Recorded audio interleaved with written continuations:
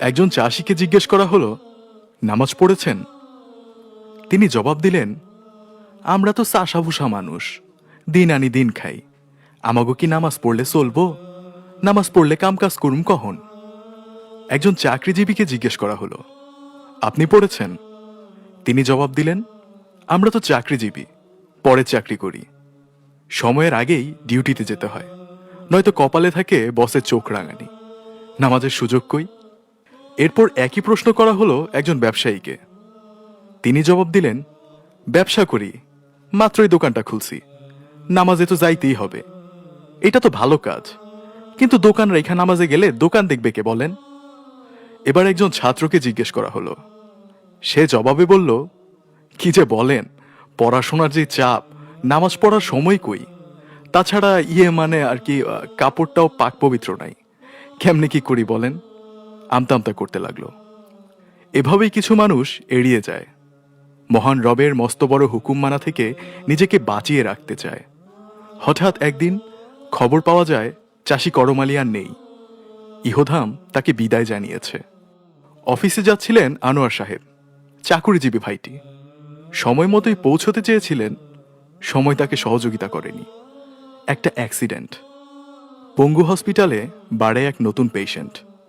অথর্ব অকাজের হয়ে কাটে আনোয়ার সাহেবের বাকি জীবন। ব্যবসায়ী মহাজন সাহেব দোকান দোকান করেই কাটত তার সারা বেলা। ব্যবসার হিসাব কিতাব মিলাতে গিয়েই হঠাৎ একদিন বুকে ব্যথা ওঠে। নামাজ পড়ার সময় ছিল না যে লোকটির। আল্লাহকে দেয়ার মতো সময় কখনো হয়নি যার। হ্যাঁ, তিনি হসপিটালে নেয়ার আগেই চলে গেলেন ওপারে। আর ওই যে যুবক ভাইটি, নামাজে যার ছিল চির গাফলতি, অল্প বয়সে সেও চলে গেল একদিন। বড় আশা ছিল তার জীবনকে নিজের মতো করে সাজাবার। জীবনের রং রস গন্ধে মাতাল ছিল তার মন। আল্লাহকে চেনার তার সময় ছিল কখন? এখন আমরা কি ভাবছি? আমি কি চাষি করমালি? আমি কি আনোয়ার সাহেব? আমি কি ব্যবসায়ী মহাজন? কিংবা সেই ছাত্রটি? এত তাড়াতাড়ি মরব নাকি আমি? এখনো তো অনেক দেরি। অথচ মৃত্যু প্রতিদিনই আমাদের সামনে থেকে কাউকে না কাউকে নিয়ে যাচ্ছে। নশ্বর থেকে অবিনশ্বরের পথে কেউ না কেউ পাড়ি জমাচ্ছে। তবুও হুঁশ হয় না, আজানের শব্দেরা দোলা দেয় না, বন্ধ হয়ে থাকে হৃদয় মিনার। গুরুত্বপূর্ণ হলো পাড়া বা মহল্লার ছাত্রদের বা বেকার অথবা নামে মাত্র চাকুরিজীবী সারাদিন এদিক সেদিক ঘুরে বেড়াবে, আড্ডায় দিন কাটাবে, কিন্তু আজান হলে নামাজে যেতেই যত সমস্যা। এক এক জনের এক এক অজুহাত।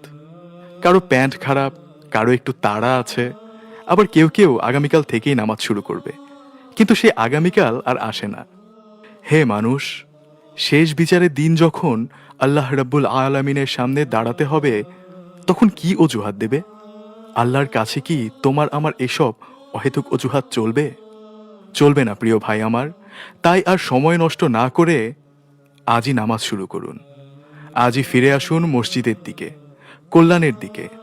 মুয়াজ্জিন ডাকছে আমার ভাই। মৃত্যুর ফেরেশতা আজরাইল আলাইহিওয়াসাল্লাম ডাক দেওয়ার আগে মুয়াজ্জিনের ডাকে সাড়া দিন, না হলে যে মুক্তির আর কোনো পথ থাকবে না।